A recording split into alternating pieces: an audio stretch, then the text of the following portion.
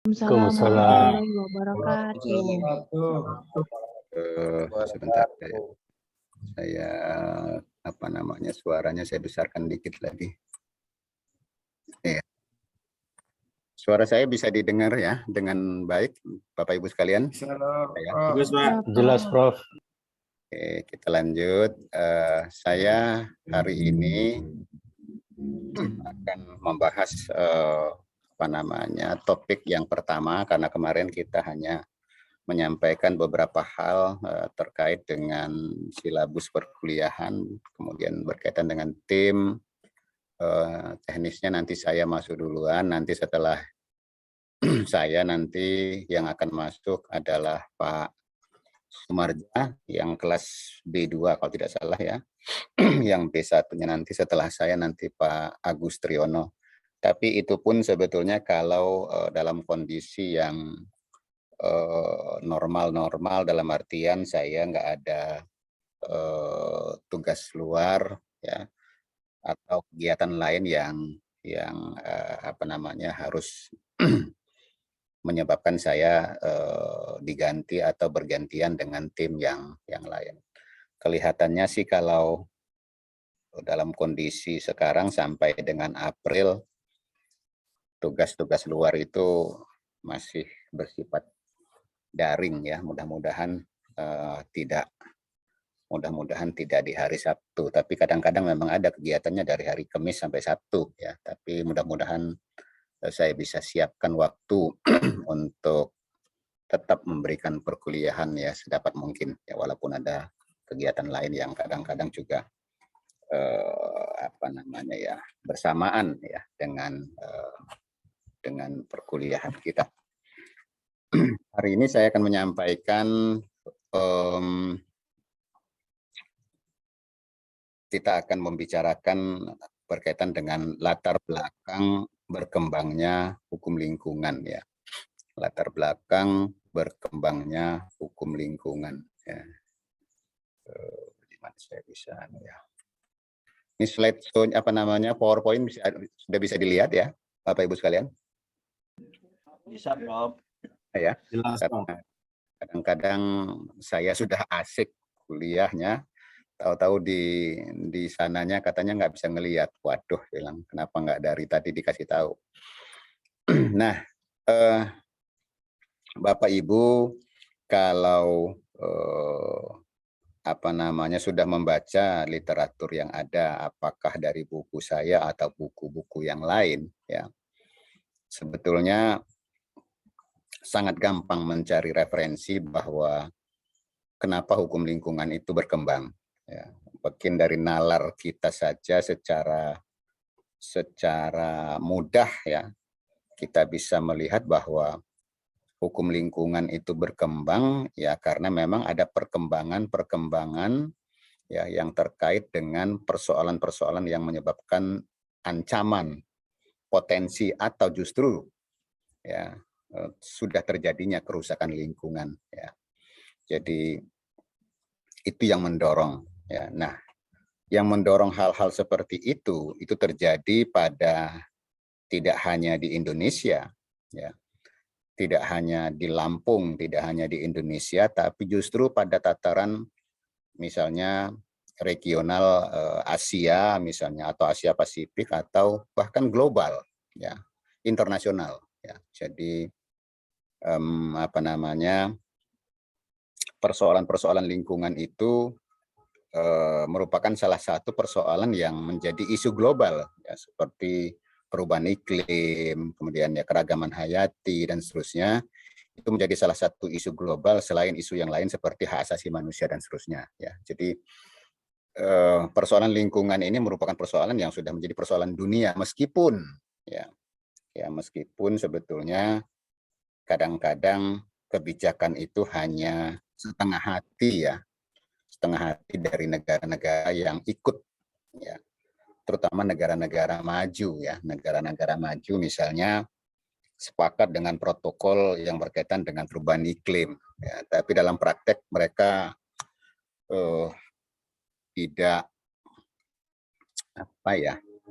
tidak sepenuhnya mau patuh dengan kesepakatan yang sudah dibuat. Nah, ini salah satu kelemahan dari kesepakatan yang ada. Nah, kita lihat secara umum persoalan lingkungan, ya, baik pada tataran nasional maupun pada tataran regional atau global tadi, dari sisi teknis yuridis, ya, kalau kita lihat dari sisi teknis yuridisnya hanya dua, ya, istilah yang digunakan, ya, terutama di dalam perundang-undangan, ya, teknis yuridis dalam artian secara yuridis yang ada di dalam peraturan perundang-undangan, itu hanya dua yang saya temukan secara umum, yaitu istilahnya pencemaran atau kerusakan, yang merupakan istilah hukum, ya, istilah hukum menurut saya yang bersumber dari baik bahasa Inggris maupun bahasa-bahasa yang lain. Misalnya kita lihat pencemaran itu kan sebetulnya dalam bahasa ini sering disebut dengan pollution, ya kan, di situ, ya, pollution. Nah, kalau kita kan seringkali diartikan polusi itu hanya udara, ya, tapi sebetulnya konteksnya pollution itu kan pencemaran sebetulnya di sana, ya, pencemaran, jadi environmental pollution, ya. Nah, kerusakannya sering disebut dengan berbagai istilah, banyak, ya. Ada yang menyebutkan istilah semacam degradasi, damage atau macam-macam, ya, ya. Tapi sebetulnya kalau kita buka di undang-undang kita, ya, cuma dua, pencemaran dan atau kerusakan, ya. Jadi nanti bahasa Indonesia yang lain di luar itu ya banyak, mungkin ketemu istilah degradasi, ketemu istilah punah, ketemu istilah rusak, ketemu istilah apalagi macam-macam, ya. Misalnya kalau das itu misalnya apa, kritis misalnya, atau apa, ya, lahan kritis, ya, tandus, atau ya pokoknya macam-macam lah istilahnya, ya. Tapi sebetulnya dari sisi hukum ya hanya dua, pencemaran dan kerusakan lingkungan. Nanti saya tolong dikoreksi kalau ada istilah hukum lain yang Anda temukan tentang ini di dalam peraturan perundang-undangan, ya, atau ya di dalam peraturan, saya kira, ya. Kalau dalam kesepakatan global juga kalau saya lihat hanya dua ini yang ada. Nah, contohnya tadi, contoh konkret dari persoalan tadi kan ini saya juga ambil dari ya. Ini saya nggak sebut sumber ini, salah sebetulnya, ya. Ini kan contoh konkret dari pencemaran kerusakan tadi itu, ya, ini. Kalau ini boleh dikatakan ini sebab dari pencemaran, kan. Pencemaran air. Misalnya pencemaran air ini menyebabkan misalnya tambak, ini tambak kalau saya lihat, ya. Saya hanya comot aja dari internet, tambaknya ikannya pada mati. Ya, berarti tambaknya itu kekurangan oksigen, kekurangan atau keracunan yang lain, ya, yang menyebabkan dia kekurangan oksigen di situ, baik secara biologi maupun secara kimiawi. Itu makanya kenal ada istilah biological oxygen demand atau chemical, ya, oxygen demand, kebutuhan oksigen dari sisi dari sisi biologi. Nggak tahu juga saya ya, kalau Bapak Ibu yang barangkali S1-nya bukan hukum, dalam artian S1-nya MIPA, mungkin bisa menjelaskan itu, ya. Tapi secara mudah saja, kita kalau punya kolam di rumah kotor, ikannya nggak bisa bernapas dengan baik, matilah itu ikannya, kan gitu mudahnya. Itu artinya sudah melampaui baku mutu, ya. Nah, nanti pencemaran atau kerusakan itu ada standarnya, ada kriterianya. Nggak bisa Bapak bilang misalnya, atau kita bilang, begitu kita melihat misalnya air kotor, udah tercemar misalnya. Ya, barangkali secara kasat mata kita bisa mengatakan itu, ya. Kita bilang udah tercemar tuh air, udah rusak itu lingkungan, ciri-cirinya terumbu karangnya sudah diambil setiap hari atau apa misalnya. Tapi dari sana kita belum bisa, ya, karena secara hukum, ya, secara hukum itu sebetulnya ukurannya sudah jelas sebetulnya. Secara ukurannya itu sudah sangat jelas dari sisi hukum. Bentar, laptop saya ini miring-miring ini tadi. sudah sangat jelas secara hukum bahwa kriterianya itu adalah adanya baku mutu lingkungan. Ada kriteria baku kalau untuk kerusakan. Baku mutu apa aja untuk kita? Kalau contoh yang sekarang baku mutu air kan. Jadi baku mutu airnya itu sudah tidak memenuhi persyaratan. Nah, baku mutu air ini nanti Bapak Ibu kalau dalami lagi ada istilah baku mutu air yang ambien, ada yang apa? Efluent, buangan. Baku mutu buangan dan baku mutu efluent. Kalau misalnya kita bilang untuk limbah ya baku mutu buangan. Jangan disamakan baku mutu air limbah dengan baku mutu air sungai atau air laut. Ya. Baku mutu air laut, baku mutu air sungai tidak akan pernah bisa sama dengan baku mutu air limbah. Yang namanya juga limbah. Sehingga baku mutunya pasti akan beda. Nah, konsekuensi hukumnya juga beda. Ya, pelanggaran baku mutu air limbah, konsekuensi hukumnya tentu akan beda dengan pelanggaran baku mutu ambien atau baku mutu baku mutu lingkungannya gitu ya. Jadi baku mutu kalau udara emisi ya emisi ya kan. Gas buangan ya dengan ambien itu ya nggak sama. Yang emisi itu yang dilepas dari pabrik cerobong asapnya atau yang dilepas dari kendaraan bermotor.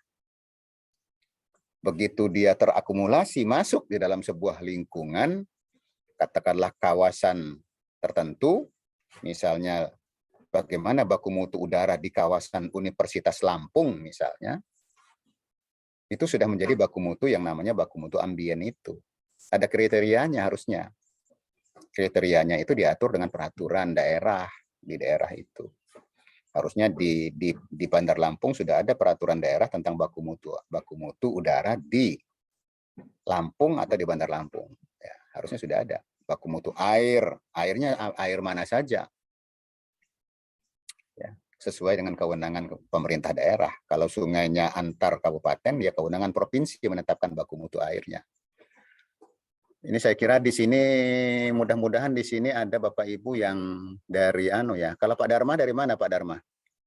Lupa saya. PLN, Pak. Dari? PLN, Prof. PLN. Oh, PLN ya. Oh ya baru ingat saya humasnya PLN ya. Oh bukan humas apa? Legalnya PLN Pak Dharma ya. Baru ingat ya. Betul, Prof. Humas, Prof. Betul. Humas ya, bukan legal ya. Betul. Oh iya kemarin nulis ya humas ya. PLN ya. Jadi ada mudah-mudahan di sini ada yang mendengar nanti atau bisa komen nanti kalau ada yang kerja di Dinas Lingkungan Hidup provinsi, kalau ada silakan komen misalnya. Atau Dinas Lingkungan Hidup Kota Bandar Lampung, silakan komen kalau ada ya. Bisa berbagi informasi. Bisa berbagi informasi nanti dengan kita di sini. Baku mutu, karena saya sudah tidak banyak juga mengikuti perkembangan ini ya. Terus terang sudah nggak banyak lagi mengikuti perkembangan, jadi bahan yang berkaitan dengan praktek saya juga agak ketinggalan ini sebetulnya. Misalnya baku mutu udara di Lampung itu peraturan gubernurnya atau perdanya bukan, dia peraturan gubernur misalnya. Sudah ada belum misalnya. Ya, kemudian yang lain-lain. Perda lingkungan juga seingat saya apakah sudah diperbaharui ya. Karena dulu yang drafternya dulu juga saya, tapi tahun 2006 ya. Yang terbaru saya lupa sudah ada belum. RPPLH-nya malah ada waktu itu, lingkungannya lupa saya. Nanti mohon komen kalau ada teman-teman yang kalau RPPLH-nya saya ikut waktu itu dengan Pak Tis ya. Tapi yang induknya itu nggak tahu sudah diperbaharui belum ya. Nah ini berkaitan dengan air tadi, ini saya katakan udara, ini kan yang keluar, ini yang dari hitam-hitam, ini kan yang emisi kan, ya, yang emisi, yang hitam. Maaf, sama Prof. Ya? Maaf, Prof. Slide-nya nggak ganti, Prof. Wah, nggak jalan ya? Ya. Oh, saya stop dulu kalau gitu, nanti saya masuk lagi. Ini yang saya katakan tadi seringkali di tempat saya jalan, di sana nggak jalan. Sekarang kelihatan? Ya. Sudah, Bagus, Prof. Sudah ya. Kalau gitu nggak usah slide. Saya coba nggak usah di slide show aja kalau nggak ya. Takutnya Takutnya jaringan di tempat saya yang stop Windows sebentar ya. Takutnya jaringan di tempat saya yang nggak bagus ya. Sehingga kalau saya share screen dia di tempat saya jalan, di sana nggak jalan. Kalau gini aja nggak apa-apa ya, nggak usah di slideshow ya. Kelihatan ya. Ini yang pertama tadi. Yang ini kelihatan Pak Dharma? Kelihatan, Prof. Oke, tadi saya nyontohkan ini. Kemudian yang kedua ada contoh ini ya. Ini baku mutu yang hitam itu ya emisi gas buangan ya dari sebuah pabrik ya. Nah, ini semua ukurannya ada. Kalau kita mau bilang pencemaran ya harus ada ukuran ya. Nah, kalau ukurannya itu dari sisi pencemaran itu lazim dikenal dengan baku mutu ya. Tapi kalau berkaitan dengan kerusakan misalnya hutan, terumbu karang, ya, mangrove, ya, itu lazimnya dengan istilah namanya kriteria baku kerusakan. Ya. Jadi bukan baku mutu lingkungan, tapi semua sebenarnya istilahnya dasarnya itu environmental quality standard sebetulnya sih, standar lingkungan, standar normalnya seperti apa. Kalau melampaui itu ya terjadilah pencemaran atau kerusakan, kira-kira gitulah. Mungkin standarnya Pak Dharma kalau misalnya 10 apa misalnya R itu kemampuan dayanya berapa, 2.200 atau misalnya 5.000, begitu dipakai lebih dari itu kan jelek ya, turun kan gitu. Kira-kira gitulah batas ya. Gitu. Nah, inilah dampak-dampaknya kan ya. Kalau hutan gundul misalnya tadi ya, hutan gundul ini contoh-contoh aja, ini kerusakan kalau sekarang kan. Kerusakan itu misalnya hutan yang jadi gundul ya. Ya, timbullah yang di sebelah kanan itu tanah longsor ya dan seterusnya ya. Di sekarang ini bukan sesuatu yang aneh lagi. Di Lampung juga sudah sering terjadi di Lampung ya. Di Lampung sudah terjadi.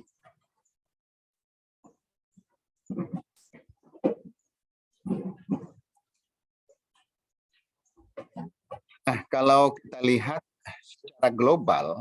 secara global, jalan slide-nya Pak Dharma. Jalan, mohon Prof. Di komen kalau misalnya nanti nggak jalan, ininya di komen ya, saya slide saja.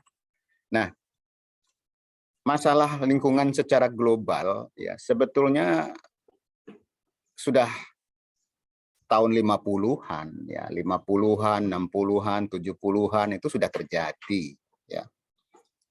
Tapi kita memang untuk Indonesia belum merasakannya tahun 50-an itu, 60-an itu. Hutan kita masih luas, ya, sungai masih bagus-bagus. Mungkin Pak Dharma masih ikut mungkin ya merasakan teman-teman yang lain yang lahir di, ada yang lahir tahun 70-an nggak ini? Kalau Pak Dharma tahun berapa Pak Dharma? 82, Prof. 82. Yang senior ada nggak? Yang senior yang tapi udah jarang ya, udah banyak yang habis ya. Kadang-kadang kalau masih ada yang lahir tahun 70-an gitu ya. Kalau 80-an, tapi 80-an juga masih lah Pak Dharma. 80-an itu sungai-sungai di Lampung ini masih bisa begitu Bapak ketemu sungai jebur gitu. Tinggal ngejebur ya, masih banyak kok tahun 80-an. Apalagi tahun 70-an ya, yang namanya sungai-sungai di Bandar Lampung masih ada di terutama yang ada di Tanggamus, yang ada di Lampung Tengah, yang ada di Tulang Bawang ya. Sungainya masih luar biasa, begitu ketemu sungai tinggal jebur mandi aja masih bagus. Sekarang hati-hati sekarang. Ya, hati-hati. Jangan-jangan begitu kita ngejebur pulang kulit pada melepuh, jangan-jangan ya, sudah penuh dengan zat kimia yang ada di sana, buangan industri ya.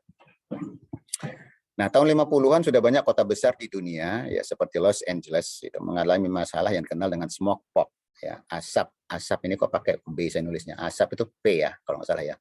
Nanti kalau asap ini salah tulis jadi azab nanti ini jadinya nanti ya. asap ini dari dulu nggak pernah saya benerin ya. Kok malah jadi ganti ke situ? Betul, bukan ini yang diganti. Smoke itu sudah betul itu dia. Kok malah jadi anu? Ya, ini yang harus diganti. asap. Ya, asap dan kabut. Ya, asap dan kabut ini karena apa? Gas buangan dari kendaraan dan pabrik. Nah, sekarang tidak hanya di sana ya, Bapak Ibu sekalian, yang ada di Palembang, yang ada di Kalimantan, yang ada di Riau. Sebentar lagi kalau sudah kemarau, udah mulai tuh ekspornya, bukan ekspor lagi kita sudah ekspor asap itu ya. Kita sudah ekspor asap ke Malaysia, ekspor asap ke Singapura, kita sudah ya kan gitu ya. Jadi sebentar lagi di musim kemarau kita sudah mulai ini ya. Nah, kemudian tahun 70-an ini sebetulnya berasalnya dari kawasan timur, tapi sudah menjadi persoalan global, sudah diangkat menjadi persoalan dunia sebetulnya. Tahun 70-an ya 50-an, 60-an sampai tahun 70-an ya. Di Jepang itu terjadi sebuah kasus ya, atau penyakit ya, yang disebabkan oleh limbah industri yang mengandung unsur kimia ya, apa kadmium, apa Hg, apa namanya lah rumus kimianya.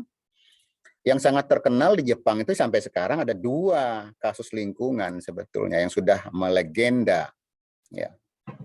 Kasusnya sampai ke pengadilan dan diputus oleh pengadilan, dan putusannya sangat komprehensif. Putusan pengadilannya sampai sekarang masih ada santunannya sebetulnya kepada keluarganya. Itu yang dikenal dengan penyakit Minamata dan penyakit Itai-Itai. Ya, jadi Bapak Ibu bisa searching di Google penyakit Minamata. Wah, itu nanti akan cerita apa sih penyakit Minamata itu. Searching aja pakai HP. Google Scholar misalnya, jurnal atau artikel yang berkaitan dengan kasus Minamata dan Itai-Itai. Kalau Bapak searching itu bagusnya jangan langsung pakai Google itu langsung ke penyakit Minamata, bisa juga, tapi lebih bagus kalau misalnya masuk ke Google Scholar dulu ya. Google Scholar ya. Lalu dari Google Scholar itu baru nanti Bapak cari artikel tentang penyakit Minamata atau Itai-Itai gitu ya. Jadi atau kasus, jangan penyakit ya, kasus Minamata atau kasus Itai-Itai. Kasus Minamata yang paling terkenal ya, terjadi di prefektur Toyama ya. Itu terjadi di Teluk Minamata, yang terjadi di Teluk Minamata. Penyakit Minamata kan karena dia nama teluknya ya, mungkin kayak kita Teluk Lampung atau Teluk Buyat lah ya. Makanya hati-hati, Buyat itu kan dulu hampir disebut juga hati-hati dengan Minamata jilid berapa katanya kan gitu ya. Karena Buyat itu kan juga tambang emas yang membuang limbah ada kimianya ke Teluk Buyat ya. Penyakit Itai-Itai, penyakit Minamata. Kemudian banyak yang lain, misalnya meledaknya reaktor nuklir ya di Chernobyl Rusia, bocornya pabrik pestisida di India dan seterusnya. Kalau sekarang udah mulai banyak lagi. Belum lagi karena perang ya. Ini nggak tahu kita, mudah-mudahan perang Rusia Ukraina ini juga tidak menyebabkan rusaknya lingkungan ya. Saya nggak tahu persis apakah di sana ada reaktor yang bakal kena bom atau ada apa ya. Nah, itu Bapak Ibu menarik juga nih kalau misalnya ada mata kuliah hukum internasional publik. Ya, bisa Bapak Ibu kaji bagaimana sebetulnya Rusia dan Ukraina. Apakah Rusia bisa termasuk negara yang menginvasi secara ilegal? Nanti bisa Bapak diskusikan dalam konteks hukum internasional ya. Saya nggak tahu semester berapa itu internasional sekarang ya. Ada Pak Heriandi, ada Pak Rudi yang ajar bicara tentang perang. Nah, kalau di Indonesia juga sudah ada ya tahun 60 70-an itu ya, tapi yang paling terkenal sih kalau Bapak Ibu baca di literatur ya atau baca di buku saya, sebetulnya yang paling terkenal Indonesia itu ya kasus burung cendrawasih itu, tapi itu kan kasus pertama kali diterapkannya hukum lingkungan di kita dengan menggunakan Undang-Undang Nomor 4 tahun 82. Kemudian berlanjut dengan limbah tahu, limbah babi. Jadi saya ini terkesan betul. Karena dulu begitu saya kuliah S2 dulu, dosen saya itu berulang-ulang. Karena dulu saya kuliah tahun 90, ini kan masih hangat ya. S2 tahun 90, limbah babi baru terjadi, dan ini sampai di Mahkamah Agung loh putusannya. Ya. Ini kasus limbah babi Sidoarjo ini kasus yang sangat terkenal di bidang lingkungan ketika itu. kasus itu terjadi di mana tempat saya kuliah. Saya kuliah di Surabaya, dosennya juga dari Surabaya, kasusnya sampai ke tingkat kasasi. Ya, jadi ini memang kita bahas hampir tiap pertemuan, kita bahas dengan para teman-teman kita, dengan dosen waktu itu. Ya, ini kan kemudian Teluk Buyat, Newmont 2004 ya. Sidoarjo ini kan juga 2006, saya nggak lupa. Mungkin yang 2006 ini yang anunya, yang Mahkamah Agungnya barangkali ya. Wais Putih Lampung 2002, dan sekarang sudah banyak lah. Saya mungkin yang kurang update ini ya. Ini banyak kasus-kasusnya ya, sehingga apa yang dikatakan oleh Rachel Carson tahun 60 berapa itu, ya, 62 itu misalnya, itu adalah sesuatu yang memang terjadi ya, memang terjadi. Lanjut. Jadi di sini sebenarnya masalah lingkungan bukan hal baru, sudah lama ada, baik berupa pencemaran atau kerusakan lingkungan. Nah, jadi yang baru apa Maaf, kira-kira? Prof, slide-nya belum bergeser, Prof. Nah, saya sudah bergeser, dia nggak bergeser lagi. Sekarang kelihatan nggak? Belum? Masih diam? Sudah. Sudah nampil yang Masalah lingkungan nasional. Oke, saya tadi sudah masuk yang ini, ya sudah masuk yang ini. Persoalan lingkungan bukan persoalan baru, sudah lama ada, ya, berupa pencemaran atau kerusakan. Jadi yang barunya apa? Yang baru sebetulnya sekarang ini adalah bagaimana kebijakannya dari sisi, terutama dari sisi hukum. Ya. Ini yang baru sebetulnya. Jadi kalau persoalan lingkungan sudah terjadi sejak tahun 50-an. Dan faktor yang paling utama menyebabkan rusaknya lingkungan itu sebetulnya adalah konteksnya pembangunan, terutama pembangunan di bidang industri, di bidang ekonomi. Nah, disinilah sebetulnya, ya. Nah ini saya masuk ke, disinilah yang tahun 70, ya, tahun 72 terutama, ya, ketika terjadi konferensi lingkungan hidup sedunia yang pertama di Stockholm ya, Swedia, saling tuding itu, ya, saling tuding antara siapa? Antara negara maju dengan negara berkembang. Jadi saling tuding tuh. Tentu negara kita, negara berkembang, salah satunya seperti Indonesia, ya, dan negara-negara Afrika misalnya, menuding negara maju seperti Amerika, Jepang, dan lain-lain itu sebagai penyebab terjadinya kerusakan lingkungan. Kenapa? Karena memang waktu itu faktanya lingkungan itu terjadi kerusakan karena kemajuan teknologi dan industri. Di Jepang tadi Teluk Minamata, ya, penyakit itai-itai di prefektur Toyama, salah satu provinsi yang ada di Jepang, itu karena industri yang membuang limbah, ya, itu pabrik apa namanya, saya lupa, pabrik kimia ya, yang membuang limbah mengandung unsur kimia tadi itu, HG atau apa itu namanya, Chaise Corporation kalau tidak salah perusahaannya, membuang limbahnya ke Teluk Minamata. Akhirnya Teluk Minamata tercemarlah lingkungannya, airnya tercemar, lalu ikannya itu juga tercemar karena hidupnya di sana. Lalu ikan yang ditangkap oleh nelayan di Teluk Minamata itu dimakan oleh penduduk sekitar Teluk Minamata dan sekitarnya, ya. Kan tidak mungkin ikan ditangkap di Teluk Lampung yang dimakan orang Teluk Lampung, pasti yang makannya orang Bandar Lampung, sampai dimanapun makan, gitu ya. Terjadilah sebuah wabah penyakit, ya, yang menyebabkan orang macam-macam gejalanya. Ya, ada yang lumpuh, ada saraf, ya, ada yang nyilu, lumpuh, lahir bayi lahir cacat dan seterusnya, banyak. Ya.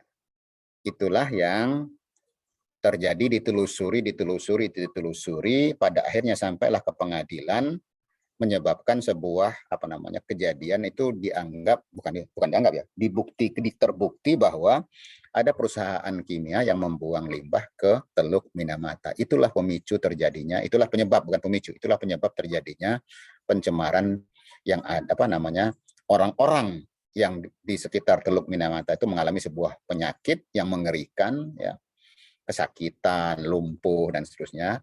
Ternyata karena itu, tetapi karena dia terjadi di Teluk Minamata, ia dikenal dengan penyakit Minamata. Ya, bukan nama penyakit sebetulnya ya. Karena dia terjadi di Teluk Minamata dinamakan penyakit Minamata. Sama dengan yang itai-itai. Itai-itai itu juga bukan penyakit bahasa Jepangnya. Itai-itai itu bahasa Jepangnya itu aduh-aduh. Itu bahasa Jepangnya. Kenapa aduh-aduh? Gejalanya karena sama aja sebetulnya gejalanya itu justru ditambah dengan semacam gejala kesakitan. Kesakitan, karena kesakitan dia mengaduh-aduh, lalu dikenal dengan nama penyakit. Kalau penyakit kita jadi penyakit aduh-aduh jadinya ya. Dia di sana penyakit itai. Nah, nanti yang orang Lampung, Pak, penyakitnya penyakit agui-agui katanya nanti. Kan kalau diterjemahkan bahasa Lampung penyakit agui-agui jadinya kan. Jadi kesakitan ya, nahan kesakitan kan agui-agui katanya kan gitu ya. Jadi dikenallah dengan penyakit itai. Intinya sebetulnya di negara maju itu terjadi karena teknologi. Smog fog yang ada di yang ada di London, yang ada di berbagai negara yang lain, bukan karena kebakaran hutan kayak kita gitu ya. Apalagi kebakaran hutannya bukan karena petani buka ladang, bukan, karena memang terjadi karena menggunakan teknologi industri yang maju. Ya kan? Tapi sebaliknya, ya, tahun 70-an ketika konferensi itu berlangsung, ya, negara maju itu juga menuduh, ya, negara maju bukan menuduh, menuding bahkan ya, bukan kami saja yang menyebabkan kerusakan lingkungan kata negara maju. Kalian juga merusak lingkungan. Karena kalian itu miskin, ya, penduduknya banyak, sehingga mau nggak mau juga menyebabkan kerusakan lingkungan. Sampai sekarang kan belum terselesaikan di negara-negara berkembang itu, termasuk Indonesia. Solusinya lingkungan rusak juga karena kemiskinan juga. Atau mungkin bisa dalam tanda petik kali Pak Edi ya. Miskinnya itu kemiskinannya tanda petik kali ya. Dia seolah-olah miskin. Nah, kan kemiskinannya bukan karena kemiskinan betulan, tapi seolah-olah miskin. Misalnya terjadilah yang namanya perambahan hutan. Apakah perambah itu betul-betul miskin? Belum tentu juga. Hati-hati kita. Bisa jadi memang sebagian atau sebagian besar miskin, tapi sebagian atau sebagian kecilnya bukan miskin, tapi dibiayai orang berduit. Ya. Nah ini yang menjadi susahnya, jadi kusutnya itu misalnya. Ada pemilik modal, jadi cukong di belakangnya. Ya. Yang namanya illegal lodging, ya, itu bahkan sudah bisa menjadi sebuah modus. Ya. Illegal lodging juga bisa sangat erat kaitannya dengan yang namanya tindak pidana pencucian uang. Jadi nanti Bapak Ibu yang menulis pidana misalnya, tindak pidana pencucian uang itu juga bisa salah satunya berasal dari illegal lodging.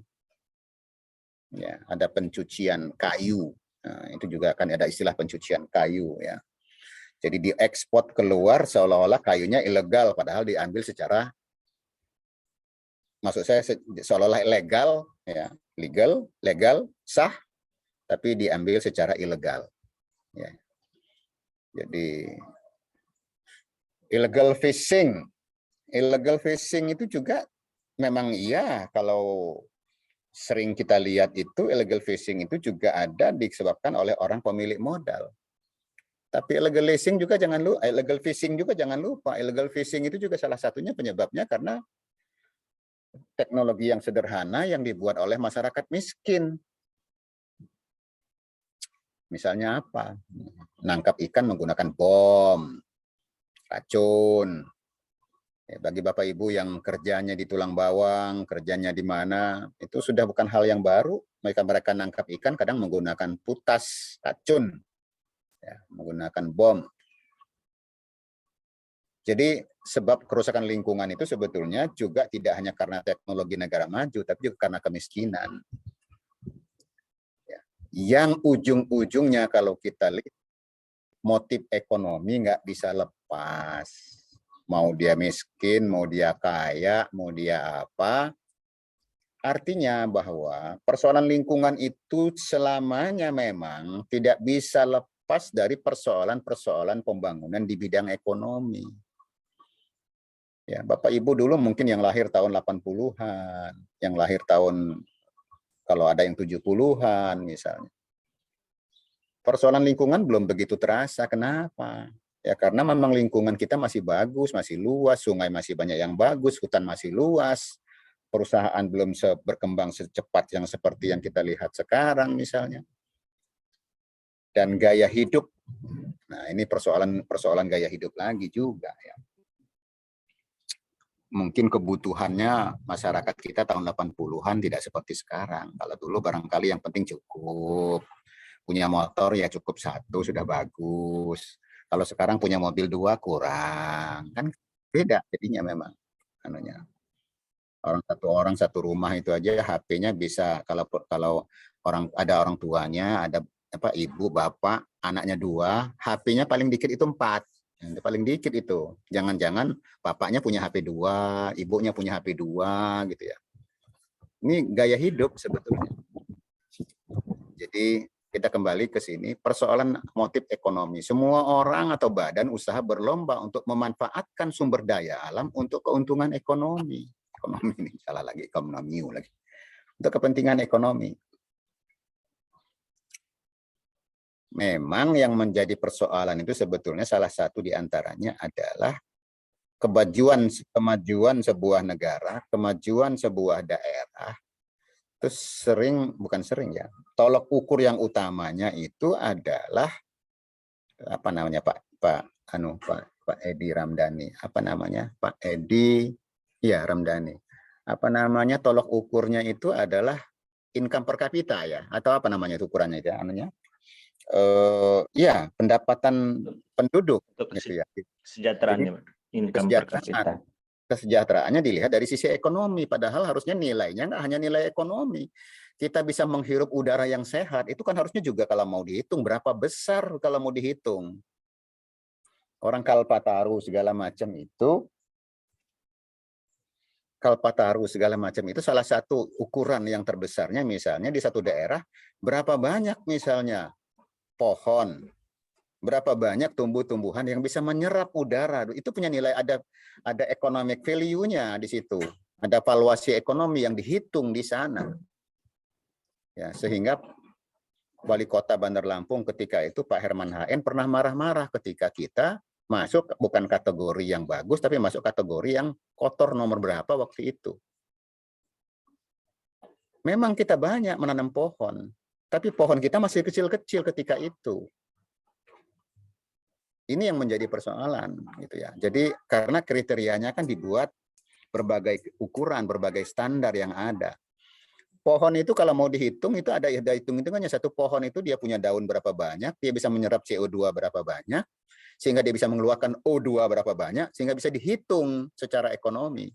Itu bukan kerjanya orang hukum lah, mungkin kerjaan teman-teman kita yang ada di ekonomi itu kan ada valuasi ekonomi di situ, nilai. Makanya ilmu lingkungan ini lingkungan ini juga bisa ada mata kuliah ekonomi lingkungan di sana. Ya, ada mata kuliahnya di Fakultas Ekonomi itu ada ekonomi lingkungan atau akuntansi lingkungan. Jadi ada perhitungan-perhitungan secara akuntansi bisa dihitung itu teman-teman kita yang di ekonomi itu. Ya, jadi lingkungannya memang banyak pendekatannya, ada biologi lingkungan, ada kimia lingkungan, ada teknik lingkungan, ya kan? Ada macam-macam, ada hukum lingkungan kita, gitu ya. Jadi persoalan lingkungan memang kita bisa dekati dari berbagai perspektif. Dan hukum tidak boleh, ya Bapak Ibu sekalian, tidak boleh menutup seolah-olah ilmu hukum lingkungan kita itu hanya hukum lingkungan, ya nggak bisa. Karena memang hukum lingkungan itu adalah meramu sebetulnya ya berbagai pendekatan terhadap lingkungan dari aspek hukum. Ya, makanya nanti kita orang hukum ini termasuk yang bidang ilmunya kalau mau dikuasai ya paling berat sebetulnya kalau mau dikuasai. Ya. Dosen juga tidak bisa menguasai semuanya, ya. Karena memang semua aspek kehidupan itu selalu terkait dengan ada aspek hukumnya, ada pengaturan hukumnya, ada implikasi hukumnya. Orang kita sudah ada dalam KUH Perdata kok. Kita diakui sebagai subjek hukum itu sejak dalam kandungan teori fiksinya, ya, sampai dia lahir itu sudah diakui. Ya, bahkan sampai nanti kita bisa jadi persoalan-persoalan hukum itu sudah muncul bagi kita itu sebelum kita lahir sudah ada. Ya. Jadi ada motif ekonomi. Nah, cara pandangnya kalau kita lihat, kalau konteksnya hanya ekonomi, maka sebetulnya cara pandang terhadap lingkungan kita itu ya masih kita kenal sebagai cara pandang yang antroposentris. Ini ada pidato pengukuhan ya, yang bicara tentang antroposentris di bidang lingkungan ini. Aduh, saya lupa namanya. Seorang guru besar dari Universitas Indonesia. Ya, baru berapa tahun ya? Setahun 2 tahun ini ya. Saya sering ngutip tulisan beliau juga, siapa namanya lupa. Ada pidato pengukuhannya tentang antroposentris ini, lupa saya. Jadi cara pandang yang antropos ini maksudnya cara pandang yang Bapak Ibu sekalian, cara pandang yang boleh dikatakan dalam tanda petik semua itu serakah lah ya. Segala sesuatu itu dianggap pokoknya yang penting bisa dimanfaatkan untuk manusia. Ini slide saya jalan ya, etika antroposentrisme. Jalan, Pak. Jalan. Nah, cara pandang ini sebetulnya yang banyak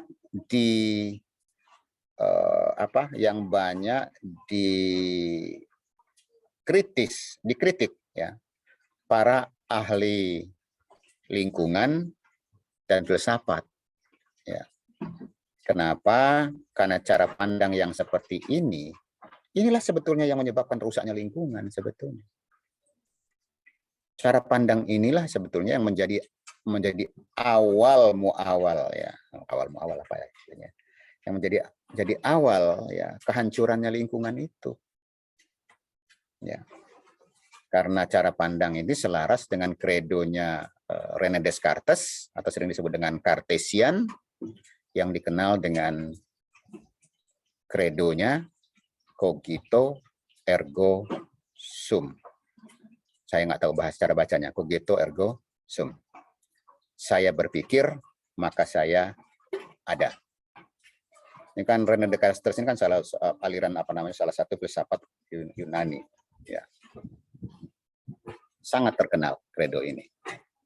Kredo inilah yang menyebabkan manusia pun berdiri berhadap-hadapan dengan alam.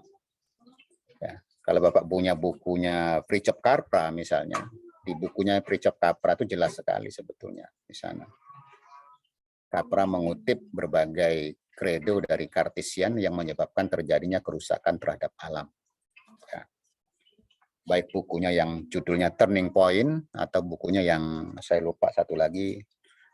Tapi yang satu lagi berkaitan dengan hidden agenda, ya, agenda tersembunyi dari berbagai negara-negara maju.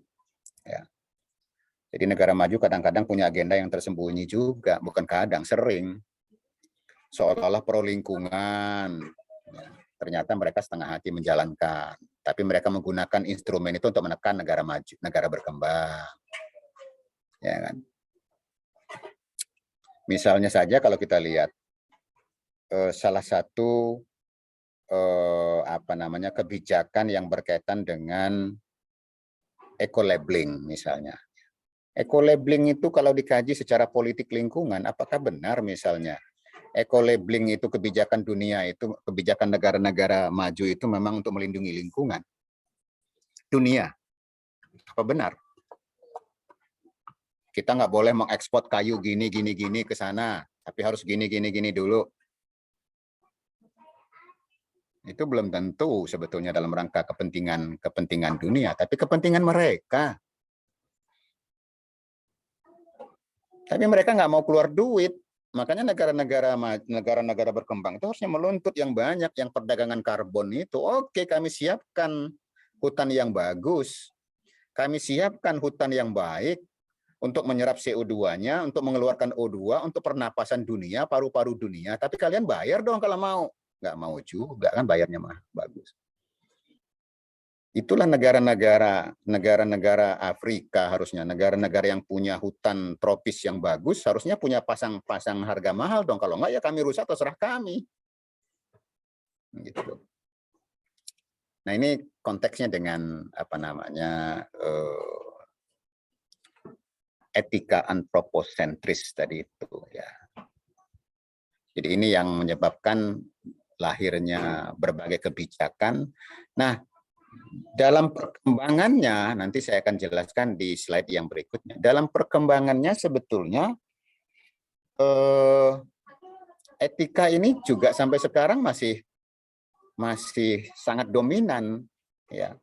Meskipun kita sudah menyepakati berbagai kesepakatan global, mulai dari Stockholm tahun 72, start dari sini kita mulai dunia itu, sampai berbagai konferensi-konferensi, berbagai konvensi-konvensi internasional yang sudah disepakati, ya ternyata sebetulnya persoalan lingkungan itu tidak bisa lepas dari persoalan-persoalan antropocentris tadi itu.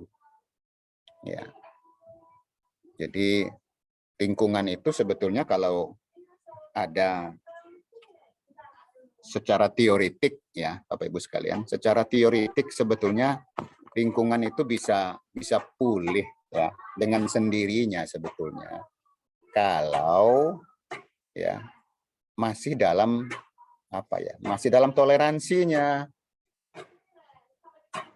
Coba aja kita lihat, buang aja limbah ke sungai itu. Kalau sungainya ukurannya sekian, kita buang limbahnya sekian dalam kapasitas tertentu, nggak perlu diperbaiki. Udah dengan sendirinya akan normal, ya. Dengan sendirinya akan diperbaiki sendiri oleh sungai itu. Buang aja limbah dalam kapasitas tertentu ke laut.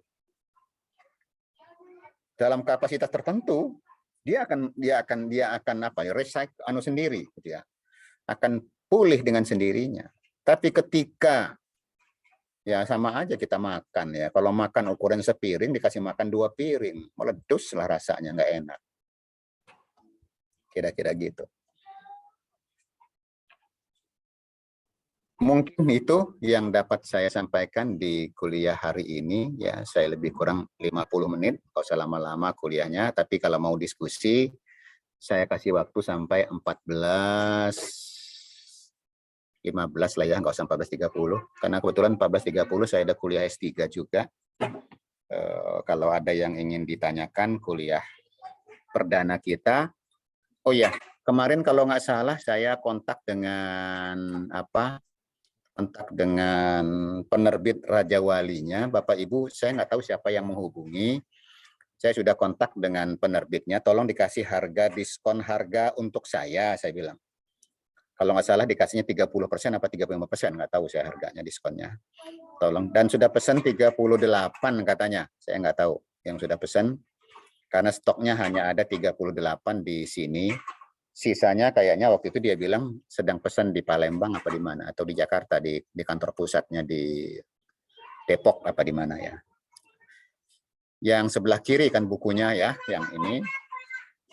Ini kemarin saya minta filenya, ya. Lagi makan ribut. Saya minta file aslinya. Saya mau revisi, sudah banyak yang harus direvisi buku ini. Meskipun diterbitkan 2021, tapi ketika itu saya tidak ada revisi 2021 itu. Karena mereka minta diterbitkan, ya silakan saja. Saya bilang diterbitkan terbatas. Kalau nggak salah dia minta 1.000 apa 5.000 lupa. Karena penerbit juga ya susah juga ya. Dia minta 1.000, bisa jadi dia nyetaknya 5.000. Karena mana tahu saya.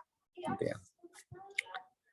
Yang selebihnya kalau mau silakan, kalau enggak ya enggak apa-apa. Karena yang nomor tiga ini saya pakai menjadi referensi wajib untuk S3 ya, yang politik hukum lingkungan. Itu karena ada mata kuliah politik hukum lingkungan dan keadilan sumber daya agraria nanti. Kalau sekarang sumber daya alam ya. Saya kira itu sampai di sini. Silakan kalau ada yang ingin ditanyakan satu-satu saja barangkali. Langsung saya tanggung. Iya, silakan. Iya, Prof. Terima kasih, Prof, atas diberikan waktu untuk bertanya. Saya kebetulan kan di PLN, Prof, sangat rentan berhubungan dengan lingkungan, Prof. Ya. Ada banyak sebenarnya permasalahan lingkungan yang ada di PLN khususnya. Nah, sampai sekarang ada juga yang masih belum bisa diselesaikan. Kalau permasalahan lingkungannya salah satu beberapa contoh yaitu diantaranya satu, kalau jaringan PLN, jaringan listrik yang tegangan menengah saluran udara, ya saluran udaranya itu selalu bersinggungan dengan teman-teman yang ada di lingkungan hidup, Prof. Jadi pindah ke dalam kalau nangis. Jadi kalau di PLN ada kewajiban untuk bebas ROW. Artinya bebas atau bersih dari tanaman yang ada di bawah jaringan PLN, khususnya di jaringan tegangan menengah, Bro, yang ada di kota-kota yang masuk ke kota ini. Jadi sering kita bersinggungan dengan teman-teman lingkungan hidup. Sampai saat ini juga masih belum bisa kita, masih sering ada gesekan-gesekan perihal tersebut. Karena satu, PLN juga punya kewajiban tentang keselamatan kelistrikan. Karena kalau listrik sudah menyentuh ke jaringan listrik menyentuh ke pohon, itu menyebabkan bahaya juga bagi masyarakat yang ada di bawahnya. Jadi kita maunya sebenarnya bagaimana caranya antara teman-teman lingkungan hidup dan kita tidak berseiring sejalan lagi gitu. Kemudian ada lagi masalah kepunahan kayak macam kukang. Kukang itu hewan yang kita lindungi yang sudah benar-benar udah mau punah, sehingga tapi di PLN itu sering menjadi faktor gangguan terbesar yang ada khususnya di Sumatera, sebagian besar Sumatera, tingkat gangguan itu diakibatkan oleh kukang. Itu masuk ke urutan kedua setelah pohon. Ini juga kita sudah melakukan komunikasi dengan baik itu stakeholder seperti universitas, melakukan penelitian kayak di Unila, kita ajak juga teman Unila untuk bagaimana caranya kukang ini jangan sampai ke jaringan listrik. Kemudian ada lagi, Prof, di daerah-daerah tertentu yang sampai saat ini memang PLN belum bisa mencukupi atau belum bisa merealisasikan kebutuhan listrik seperti di daerah-daerah yang berada di register, yang melintasi hutan lindung. Nah, ini yang sampai sekarang belum bisa, belum ada formula khusus, kayak contoh di Lampung Barat, di daerah saya lupa itu sampai sekarang masyarakat di dalam sana hidup di tengah-tengah hutan lindung, tapi ada desa, cuman melintasi hutan lindung. Nah, kabel kita ini nggak bisa melintasi hutan lindung ini karena ada regulasi-regulasi tertentu. Ini Prof, ada semacam kontraproduktif. PLN juga punya negara, kebetulan BUMN, dia punya kewajiban untuk mendistribusikan listrik secara berkeadilan. Namun ada sisi tertentu aturan kita yang memang tidak bisa dilanggar juga. Seperti itu, Prof. Ini mohon pencerahannya, Prof. Terima kasih, Prof. Makasih, Pak Dharma. Ya, jadi memang persoalan pembangunan di bidang apapun, yaitu memang tidak bisa berjalan dengan satu regulasi sendiri atau perspektif sendiri, katakanlah PLN di bawah naungan BUMN sendiri, tidak bisa melakukan kegiatan semata didasarkan kepada kebutuhan atau apa namanya tadi dikatakan bagaimana mendistribusikan listrik yang berkeadilan bagi semua warga. Dengan dasar itu misalnya harus memasang kabel melewati hutan lindung. Karena di sana juga ada regulasi yang tidak bisa kita yang tidak bisa kita terobos begitu saja, ya. Karena ada ketentuan-ketentuan, saya mulai dari belakang, tapi nanti saya acak aja sama aja ya.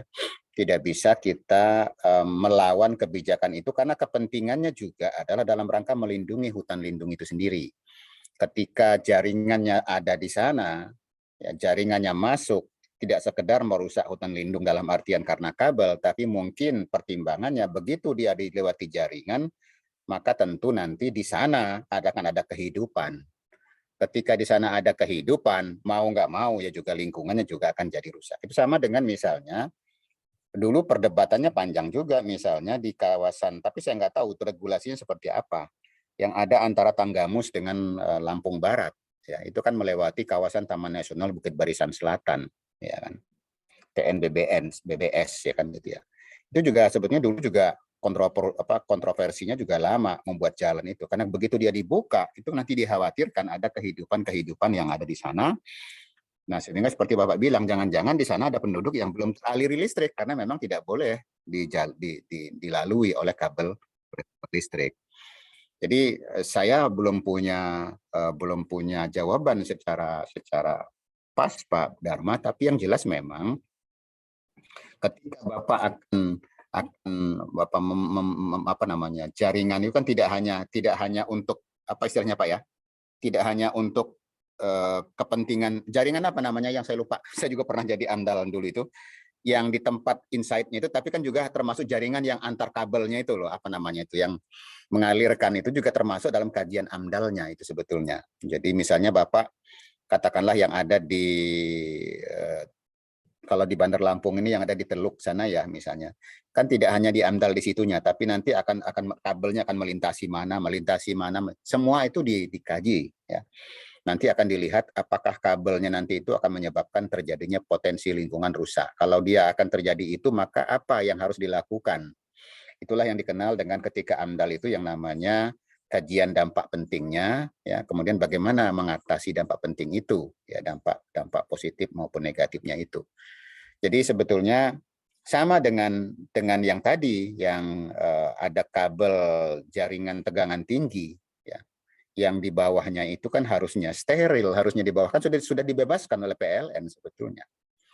Di dekat rumah saya ada itu Pak Dharma, di dekat rumah saya itu kan ada jaringan yang di belakang ITERA itu ya, yang melintas di belakang ITERA, lewat dekat rumah saya di Korpri, melintas itu tegangan tinggi, yang setahu saya dulu sudah diganti rugi oleh PLN.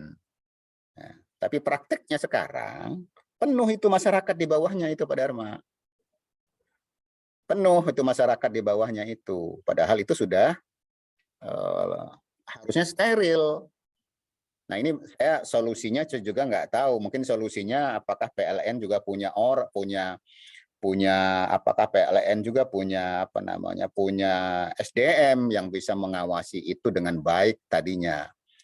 Ya, sama dengan PJKA. PJKA itu kan sebenarnya sepanjang kiri kanan rel itu kan harusnya bebas sekian meter. Prakteknya rumahnya di pinggir, untung-untung aja nggak kena giles rel kereta kan gitu. Ini problem juga. Begitu mau diusir, problem lagi Pak Dharma itu. Coba aja Bapak usir yang di bawah kabel, yang di bawah itu, yang di bawah tegangan tinggi sutet itu. Ribut nggak hanya masyarakat, LSM juga ribut. Nah ini persoalannya barangkali LSM-nya juga, LSM yang mana Pak? NGO yang mana? Kalau NGO-nya seperti Walhi, harusnya dia punya perspektif yang tidak perspektif yang kontra dengan lingkungan hidup kan gitu. Cuman kadang-kadang kan NGO ini kadang-kadang tidak melihat itu Pak Dharma, kepentingan kadang-kadang yang mereka kedepankan. Nah, oleh karena itu saya kira yang paling pas itu memang harus menjalin PLN harus menjalin MOU dengan berbagai stakeholder Pak, termasuk dengan NGO, terutama NGO yang dekat lah dengan kepentingan PLN misalnya ya. Kemudian dengan kalau tadi misalnya berkaitan dengan hutan, itu berarti dia harus dekat dengan yang namanya BKSDA misalnya kan, balai konservasi. Nanti PLN bisa minta tolong dengan balai konservasi sumber daya alam, itu sebenarnya jalan keluarnya apa, seperti Kukang tadi ya. Harusnya di dalam AMDAL-nya sudah dikaji sebetulnya, kalau kemungkinan ada gangguan dari Kukang itu, maka solusinya apa? Misalnya solusinya supaya PLN-nya nggak terganggu, tapi Kukangnya juga tidak jadi punah, ya, tapi tetap bisa menjadi sebuah apakah dia di apa namanya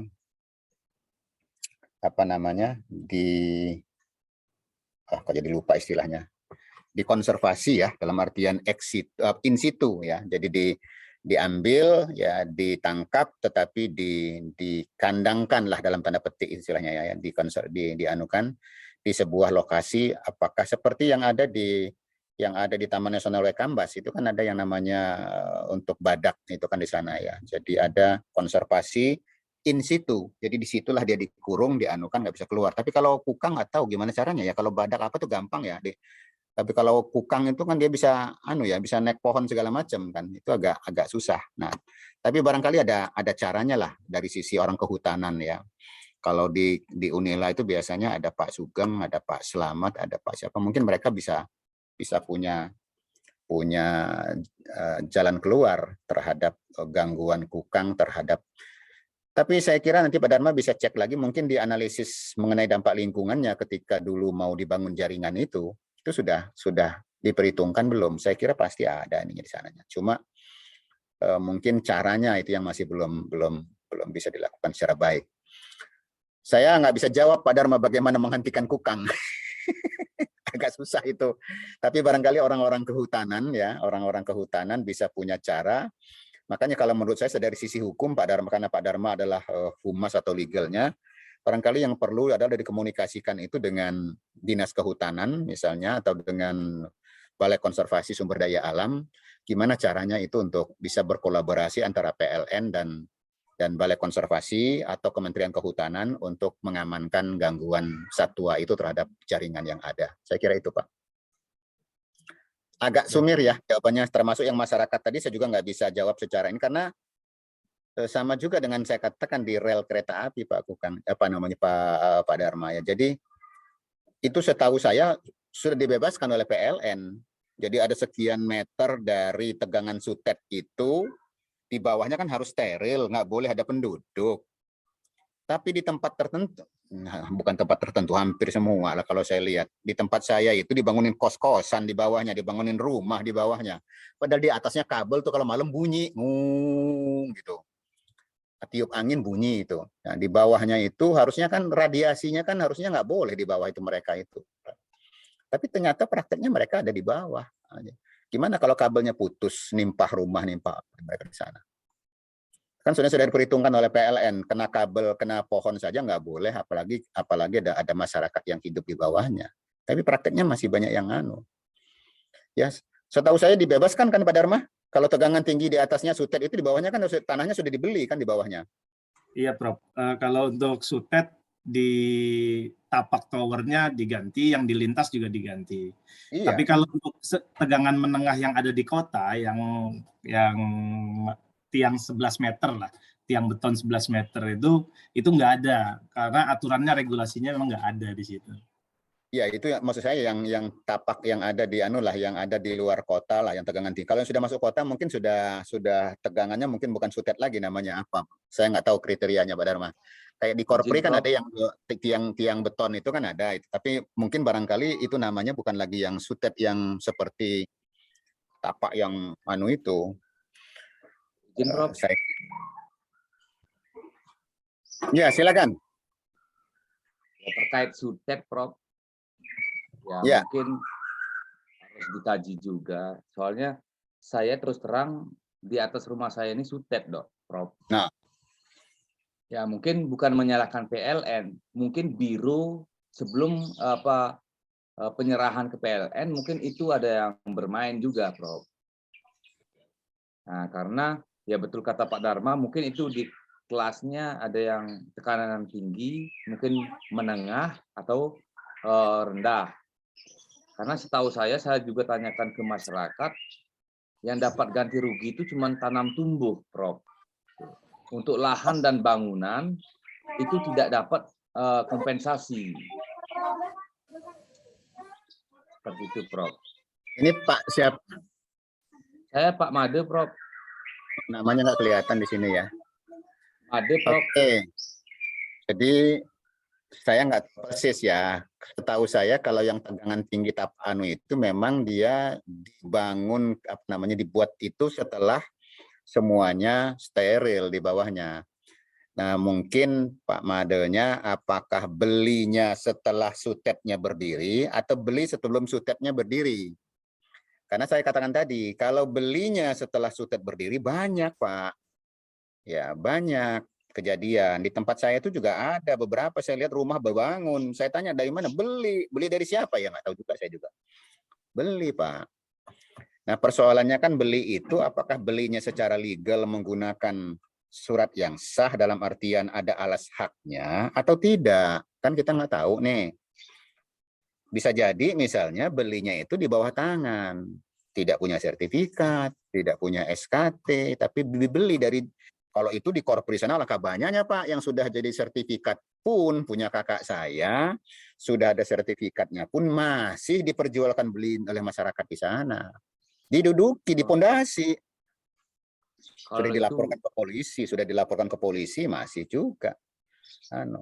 Artinya memang banyak itu bisa masuk kategori, kalau yang saya katakan tadi di korpri itu bisa masuk kategori penyerobotan tanah itu sebetulnya. Ya, asalnya sih dia bilang asalnya dulu memang dia ngegarap. Tapi kan kalau ngegarap kan bukan pemilik, kalau menggarap itu. Jadi jual beli tanah garapan mereka.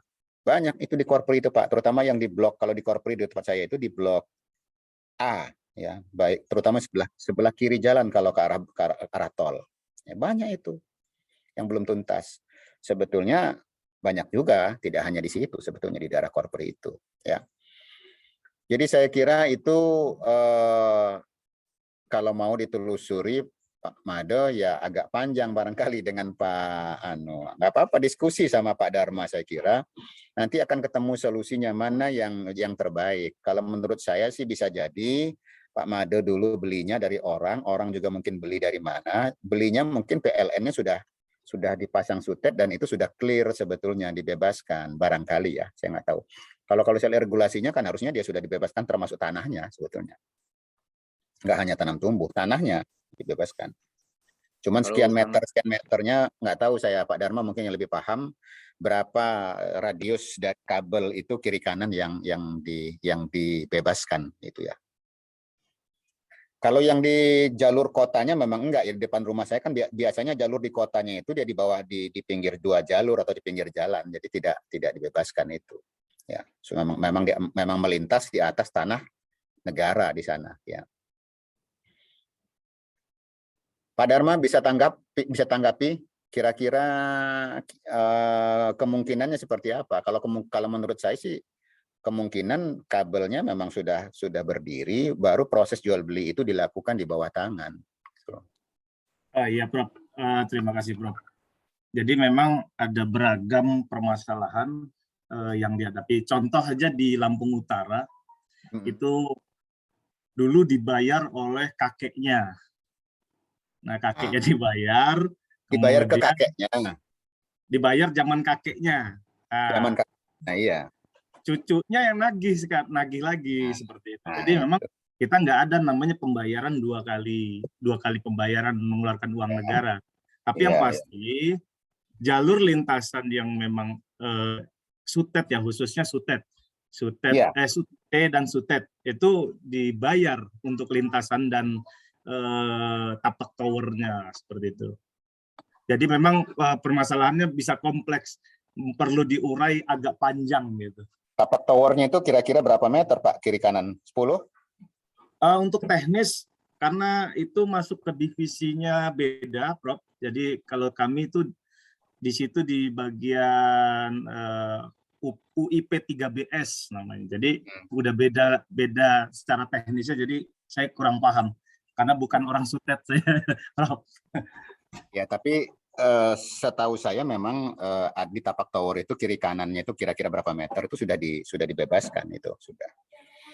Tapi persoalannya kalau apalagi di dekat perkotaan yang melintas di tempat tertentu itu dibangun di bawahnya, dibangun rumah, dibangun diperjualbelikan juga itu Pak Dharma itu.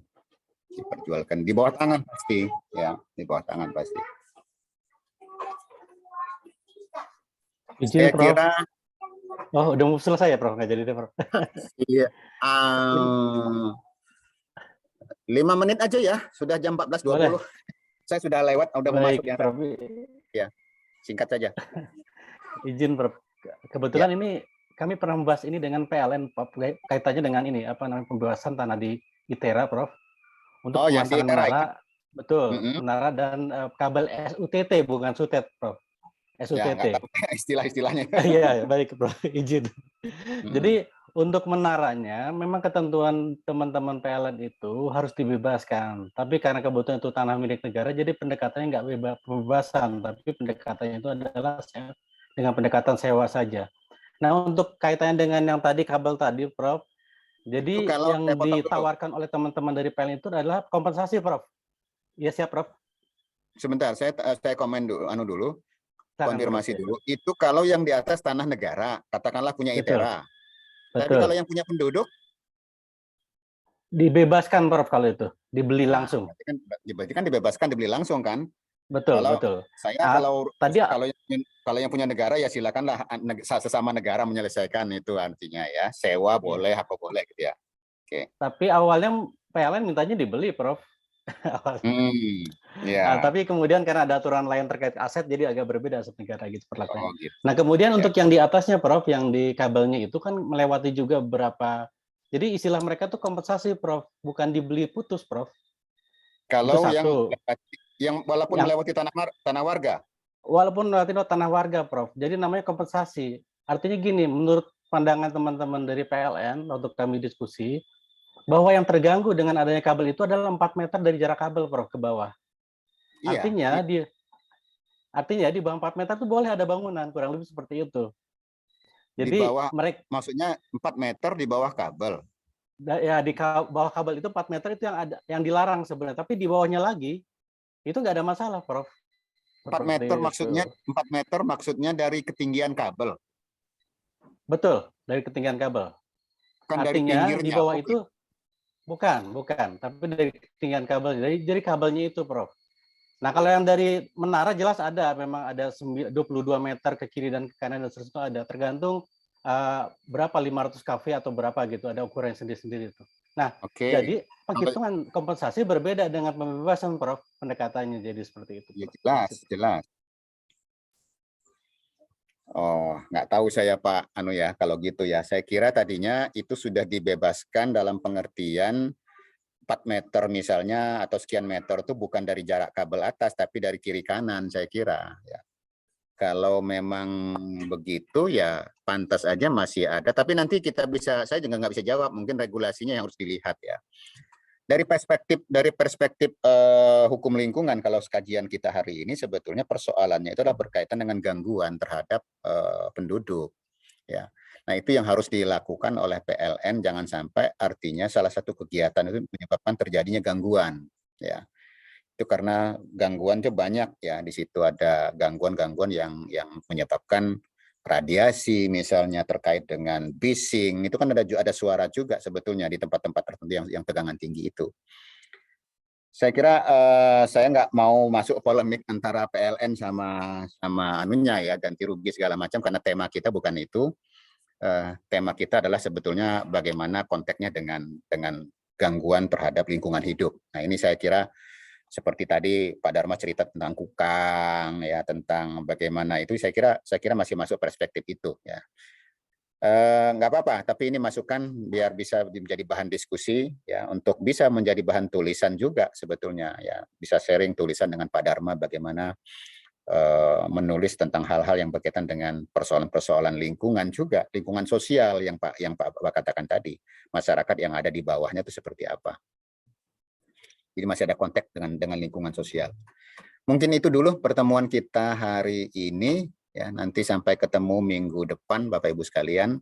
Karena saya minta jeda sedikit sebentar, jeda 5 menit. Saya akan 5-10 menit akan masuk di S3. Barangkali itu, makasih. Saya akhiri. Assalamualaikum warahmatullahi wabarakatuh. Waalaikumsalam warahmatullahi wabarakatuh. Terima kasih. Waalaikumsalam warahmatullahi wabarakatuh. Terima kasih, Prof. Terima kasih, Oh ya, Prof. daftar hadirnya tolong diisi lewat virtual class kalau sudah bisa masuk ya. Kalau belum silakan komunikasi dengan Mas Rohim ya, Ibu sekalian. Siap.